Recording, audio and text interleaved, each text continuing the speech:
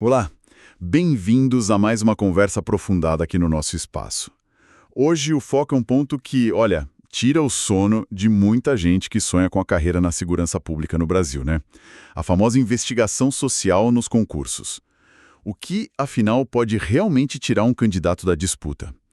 Para guiar nossa análise, a gente tem em mãos uma decisão bem emblemática do Superior Tribunal de Justiça, o STJ.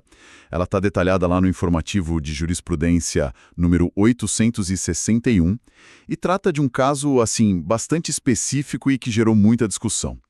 A pergunta central que paira sobre esse tema é: até onde vai o poder da administração pública de, digamos, vasculhar a vida pregressa de um candidato? Uma pessoa que não tem condenação criminal definitiva, sabe? Aquela da qual não cabe mais recurso. Ela pode ser impedida de assumir um cargo desses? Necessidade de garantir que policiais, por exemplo, tenham idoneidade moral. É complicado. E o caso que a gente vai destrinchar hoje é particularmente interessante. Imagina só.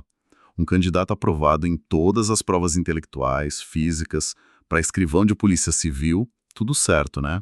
Até chegar na investigação social e ser considerado inapto.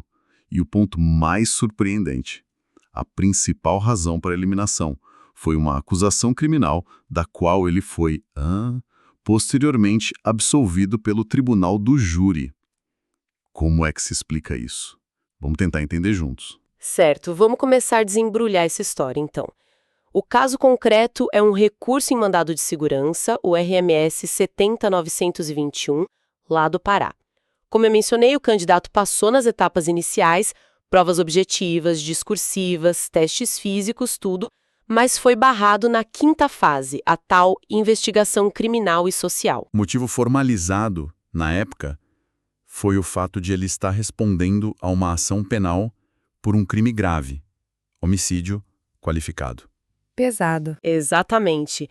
E antes de mergulhar nos detalhes desse caso específico, é crucial a gente entender a base legal, sabe? A regra geral definida pelo Supremo, o STF. Existe um julgamento com repercussão geral que, assim, serve de orientação para todos os outros tribunais do país, conhecido como Tema 22. Basicamente, o STF estabeleceu que a mera existência de boletins de ocorrência, inquéritos policiais ou até mesmo ações penais ainda em andamento, sem condenação final, né? Isso. Sem uma condenação transitada em julgado, não pode, por si só, eliminar um candidato na investigação social. É a regra. Entendi a regra geral. Quer dizer, se não há uma sentença definitiva dizendo culpado, a pessoa ainda é considerada inocente perante a lei. Isso protege o princípio da presunção de inocência, que é fundamental, né? Perfeito, a lógica é essa. Ninguém pode sofrer as consequências de uma condenação antes que ela exista de fato e seja final, imutável.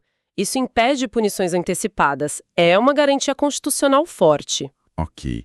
Se essa é a regra firmada pelo STF, parece haver uma contradição gritante no caso que a gente está analisando. O candidato foi eliminado justamente por causa de uma ação penal em curso. E pior, depois ele foi absolvido dessa mesma acusação. Como é que o STJ, que geralmente segue as diretrizes do STF, pôde manter essa eliminação? Não deveria ter revertido a decisão, já que a base principal dela, a acusação, caiu por terra com a absolvição? Pois é, aí é que a situação fica mais complexa e revela as nuances da interpretação jurídica, sabe? O próprio STF, ao fixar a tese do tema 22, ele previu uma possibilidade de exceção. Eles usaram o termo mitigar a regra. Mitigar, tipo suavizar. Exato. Abrandá-la, torná-la menos absoluta. E essa possibilidade de relativização dependeria de dois fatores principais: as circunstâncias específicas do caso concreto e, fundamentalmente, a natureza do cargo pretendido. Ah, a natureza do cargo. Então, para algumas funções a régua pode ser diferente. O filtro é mais fino. Exatamente. E é aí que entram as carreiras de segurança pública. Policiais civis, militares, federais, agentes penitenciários, bombeiros, são profissões que envolvem um poder e uma responsabilidade imensos sobre a vida, a liberdade, o patrimônio e a segurança das pessoas. Lidam com situações de extremo estresse. Precisam tomar decisões críticas rapidamente, muitas vezes envolvendo o uso da força letal. Por conta dessa natureza especialíssima, os tribunais têm entendido que é legítimo exigir um padrão de conduta e um rigor na seleção que podem ser mais elevados do que para outras carreiras públicas, entende? Precise passar por um filtro mais fino, sim. Mas como isso se aplica na prática da investigação social? O que mais ela olha além da ficha criminal, então? Esse é o ponto central do entendimento que o STJ já consolidou. Para o tribunal, a investigação social não é um mero nada consta criminal, sabe? Não é só checar se tem processo. Ela tem um escopo muito mais amplo. O objetivo é fazer uma avaliação da conduta moral e social do candidato ao longo de sua vida. Busca-se verificar se o histórico pessoal demonstra um padrão de comportamento compatível com o que se espera de um agente de segurança. O STJ fala em verificar se o candidato possui retidão, lisura e probidade. São qualidades morais consideradas essenciais. Então, não basta apenas não ter sido condenado. É preciso que a trajetória de vida revele um perfil adequado à função. É mais profundo. Ok, então não é só sobre crimes, é sobre o comportamento geral, a ética, a postura social. Interessante. Voltando ao nosso caso do RMS 70 9,21 PA, a gente sabe que a acusação de homicídio foi o estopim, mas ele foi absolvido. Quais foram os outros elementos da vida pregressa desse candidato que a investigação social levantou e que foram considerados relevantes para justificar a inaptidão mesmo depois da absolvição? Olha, o processo administrativo e, depois, o processo judicial revelaram outros fatos sobre a vida desse candidato que foram considerados pela banca examinadora e pelo judiciário. Não foi só a acusação de homicídio isolada, não. Foram apontados, primeiro, um registro de um episódio classificado como tentativa de suicídio, no qual ele teria usado uma faixa de jiu-jitsu. Nossa! Segundo, o fato de que, no âmbito da investigação do homicídio, ele chegou a ficar preso temporariamente por 30 dias e essa prisão foi depois convertida em prisão preventiva, o que indicava, na visão das autoridades na época, indícios de autoria ou risco à investigação, né? Mesmo que depois tenha sido absolvido. E terceiro, um ponto bastante significativo, ele já havia sido submetido a uma avaliação anterior pela Polícia Militar e considerado incapaz definitivamente para o cargo de policial militar. Caramba, são elementos bem fortes mesmo. Tentativa de suicídio, prisão preventiva relacionado ao caso, mesmo com absolvição posterior, e uma reprovação anterior na própria área policial. Isso muda bastante o cenário, não é? Não era só a acusação criminal em si, era um conjunto de coisas. Exatamente. E é aqui que a análise do STJ se aprofunda, veja bem. O tribunal considerou que, mesmo com a absolvição no processo criminal do homicídio, esse conjunto de ocorrências, a alegada instabilidade emocional, talvez sugerida pela tentativa de suicídio, o período de encarceramento que, independentemente da culpa final, representa um envolvimento grave com o sistema de justiça criminal, e principalmente a reprovação anterior pela própria instituição policial militar, tudo isso formava um quadro que, na avaliação da administração pública, demonstra um histórico de condutas incompatíveis com as exigências do cargo de policial civil. Entendi. Então, a absolvição criminal, embora importantíssima para limpar o nome dele perante a lei penal, não teve o poder de apagar os fatos que ocorreram, e nem a interpretação que a banca deu a esses fatos no contexto da adequação para a carreira policial. Precisamente. A avaliação da investigação social se debruçou sobre os eventos e as condutas em si, e não apenas sobre o resultado final do processo penal específico do homicídio. Analisou-se o impacto desses eventos na aferição da adequação do perfil do candidato para uma função que exige, além de conhecimento técnico, claro, um alto grau de equilíbrio emocional, controle sob pressão, capacidade de julgamento e, acima de tudo, confiabilidade. A avaliação recaiu sobre a adequação moral e social para essa função de altíssima responsabilidade. E é crucial mencionar também que a decisão de exclusão estava amparada nas regras previstas no edital do concurso. O edital geralmente detalha esses critérios, incluindo análise da vida pregressa e conduta social. Isso me faz pensar na importância do edital. Ele funciona como a lei do concurso, certo? É o que vale ali. Se o edital previa que condutas desse tipo poderiam levar à eliminação, mesmo sem condenação, a administração estaria respaldada, desde que a análise não fosse desproporcional, claro. Perfeitamente. O edital é a peça-chave. Ele precisa estabelecer de forma clara quais são os critérios da investigação social e quais tipos de conduta podem ser considerados impeditivos. Sem essa previsão expressa no edital, a eliminação seria ilegal certamente. Mas, havendo a previsão e sendo a análise feita de forma fundamentada e razoável, conectando a conduta do candidato com as exigências do cargo, a jurisprudência, como a gente viu nesse caso do STJ, tende a validar a decisão administrativa. Então, para quem está aí na batalha dos concursos para a área de segurança, a mensagem que fica é: não basta só não ter uma condenação criminal definitiva carimbada no papel, né?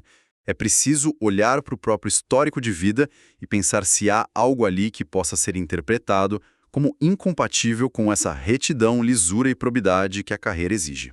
É isso. Mística, sabe? Mais profunda, o histórico de vida, incluindo questões comportamentais, relacionamentos sociais, eventuais problemas anteriores com a justiça, mesmo que resolvidos sem condenação, questões financeiras graves, tipo dívidas contumazes que possam indicar vulnerabilidade, até o uso problemático de redes sociais, dependendo do caso. Tudo isso pode, em tese, ser considerado. Obviamente, cada caso é um caso, né? A análise precisa ser individualizada, fundamentada, não pode haver arbitrariedade. A conduta apontada tem que ter uma relação lógica com as atribuições do cargo. Eliminar alguém por uma antiga briga de vizinhos sem maiores consequências, por exemplo, seria provavelmente desproporcional. Mas um padrão de comportamento agressivo ou de desonestidade, mesmo sem configurar crime, poderia sim ser visto como incompatível. Essa amplitude da avaliação me preocupa um pouco, confesso. Conduta moral e social é um conceito que pode ser bastante subjetivo, né? Como garantir que essa investigação seja justa e não se torne uma ferramenta para eliminar candidatos por motivos, sei lá, discriminatórios, por preconceito ou por interpretações muito pessoais do que é ser correto? Essa é, sem dúvida, a grande questão e o maior desafio desse tipo de avaliação. A linha entre analisar adequação ao cargo e invadir indevidamente a esfera privada ou julgar moralmente o candidato de forma arbitrária é muito tênue. Para mitigar esse risco, alguns pontos são fundamentais.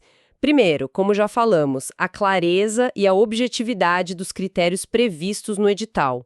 Quanto mais específico o edital for sobre o que será avaliado, menor a margem para subjetividade.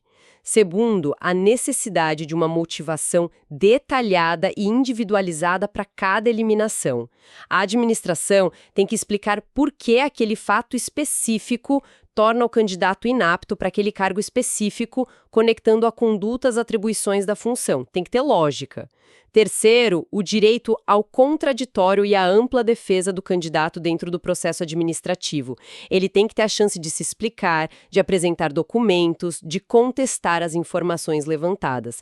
É essencial. E, por fim, a possibilidade de revisão judicial, como no caso que a gente analisou, onde o judiciário vai verificar a legalidade, a razoabilidade e a proporcionalidade da decisão administrativa. Existe um controle. Faz sentido. A existência desses mecanismos de controle edital claro, motivação, direito de defesa, revisão judicial, é o que pode trazer alguma segurança para o candidato, mesmo diante de uma avaliação que, não tem jeito, tem um componente subjetivo.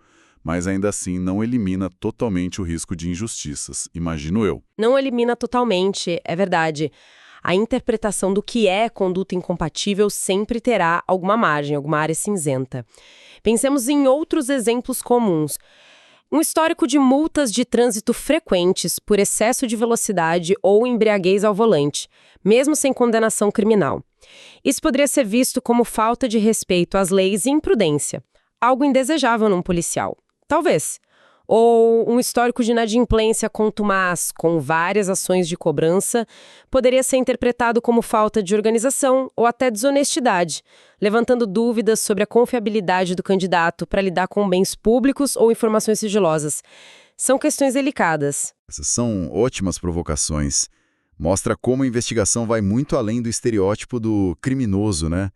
Abrange uma série de comportamentos que, isoladamente, podem não ser crimes, mas que no contexto da avaliação para um cargo de segurança, podem levantar umas bandeiras vermelhas para a administração. Exatamente. O foco é a adequação ao perfil profissional exigido, que pressupõe não apenas habilidades técnicas, mas também um conjunto de atributos morais e comportamentais considerados essenciais para a confiança pública e o bom desempenho da função. É isso. Bom, acho que conseguimos ter uma visão bem mais clara da complexidade dessa fase de investigação social. Deu para entender melhor, né?